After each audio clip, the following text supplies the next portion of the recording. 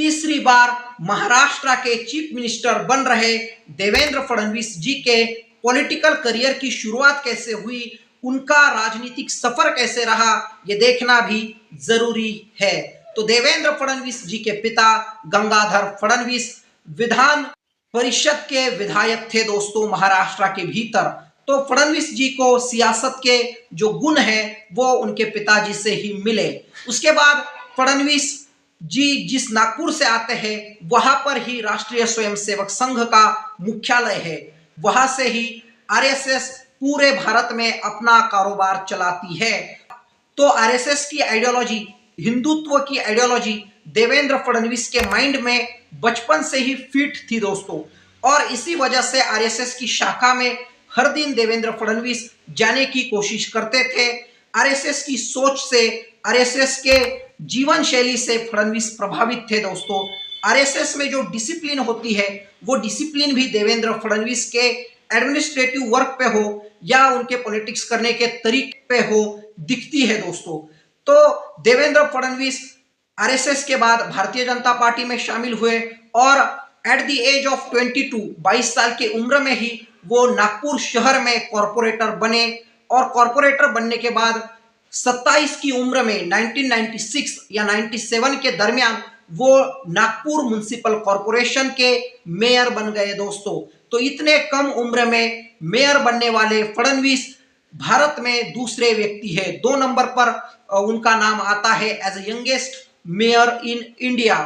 तो इस प्रकार से फडणवीस जी ने पॉलिटिकल रिकॉर्ड काफी कम उम्र में ही बना दिया था दोस्तों। उसके बाद फडणवीस जी का प्रभाव नागपुर शहर के सियासत में काफी तेजी से फैलने लगा था, और अब फडणवीस को लगने लगा कि हमें कॉरपोरेशन के पॉलिटिक्स से आगे बढ़ना चाहिए, और इसीलिए 1999 में वो नागपुर दक्षिण पश्चिम से विधायकी का चुनाव लड़े और पहली बार महाराष्ट्र के विधानसभा में देवेंद्र फडणवीस जा पहुंचे। उस वक्त उनकी उम्र लगभग 29 साल की थी दोस्तों। तो 29 साल की उम्र में ही देवेंद्र फडणवीस विधायक बने।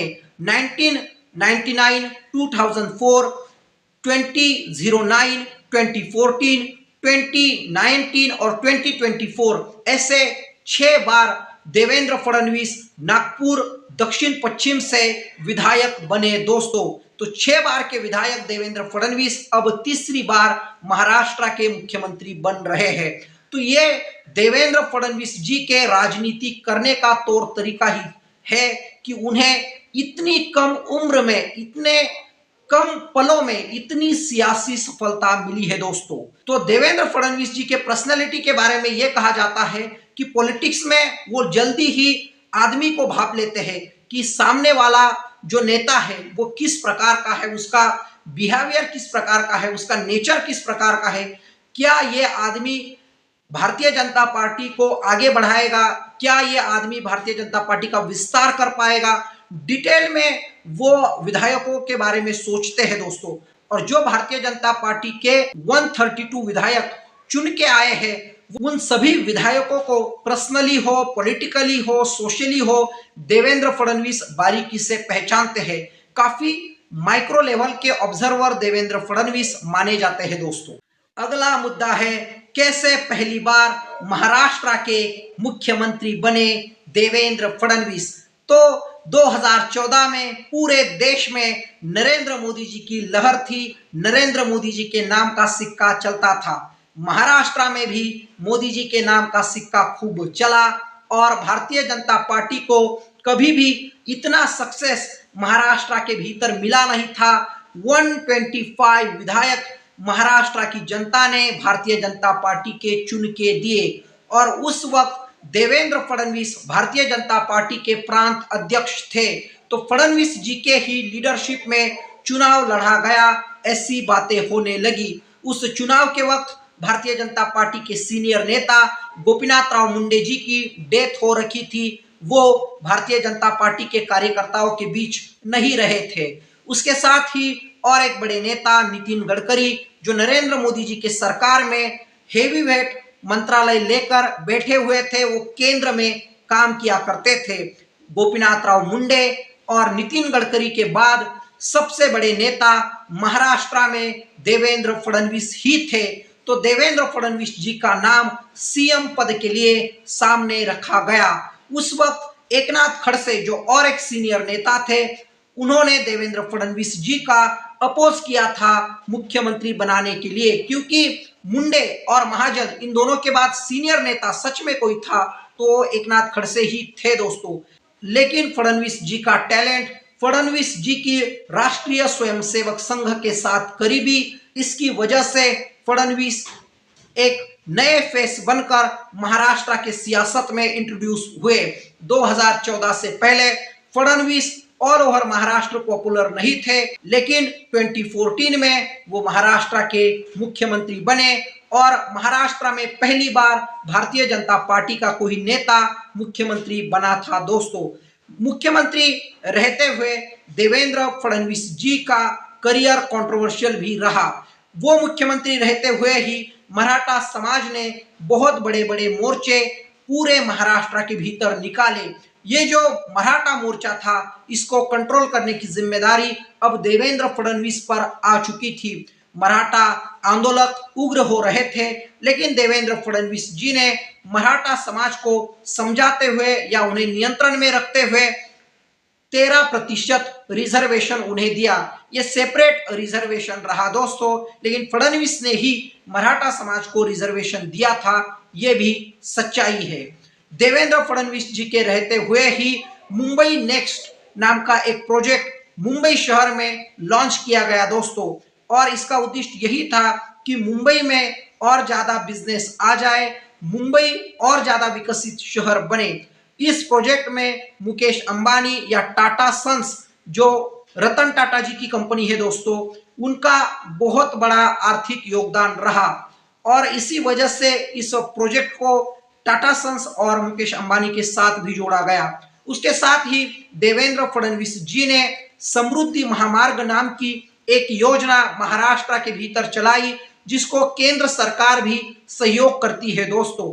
तो समृद्धि महामार्ग योजना के तहत ही देवेंद्र फडणवीस जी ने नागपुर टू मुंबई जो एक्सप्रेस हाईवे है वो बनाया दोस्तों, और उस हाईवे को नाम दिया बाला साहेब ठाकरे समृद्धि महामार्ग।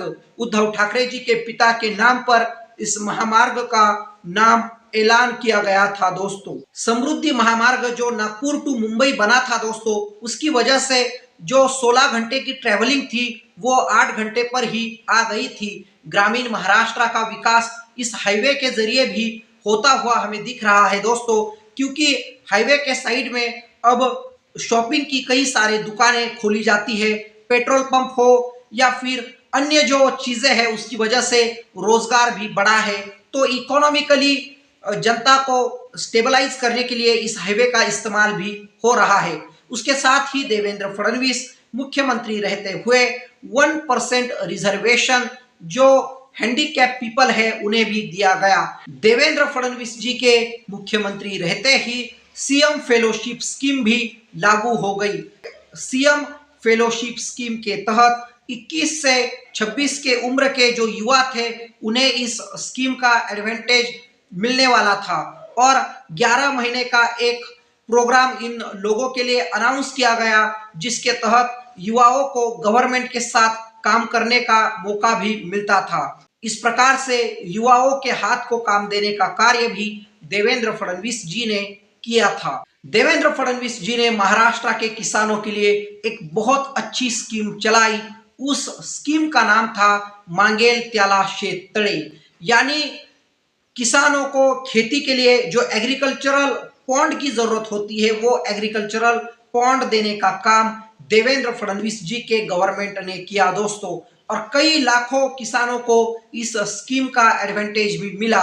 108% ये स्कीम सक्सेसफुल रही, ऐसा गवर्नमेंट का डाटा भी बताता है दोस्तों। उसके साथ ही देवेंद्र फडणवीस जी ने मराठवाड़ा जो रीजन है महाराष्ट्र का, वहां पर किसानों को पानी मिले उनके फसल के लिए, किसानों को या अन्य जो शहरी भाग है मराठवाड़े का वहां पर पीने के लिए पानी हो, इसकी वजह से कोकण से गोदावरी नदी में भी पानी छोड़ा दोस्तों। तो पानी के संबंधी देवेंद्र फडणवीस ने काफी अच्छी अच्छी योजनाएं महाराष्ट्र के भीतर चलाई, जिससे मराठवाड़े का किसान हो या मराठवाड़े के शहरी इलाके में रहने वाली जो पब्लिक हो, उन्हें देवेंद्र फडणवीस जी की वजह से वाटर स्कार्सिटी का प्रॉब्लम उनका कम हो गया या खत्म हो गया दोस्तों। तो देवेंद्र फडणवीस जी के काम की तारीफ इस वजह से करनी बनती है। फडणवीस जी के चीफ मिनिस्टर रहते हुए और एक योजना जोरदार तरीके से महाराष्ट्र में सफल हुई। उस योजना का नाम था छत्रपति शिवाजी महाराज कृषि सम्मान योजना।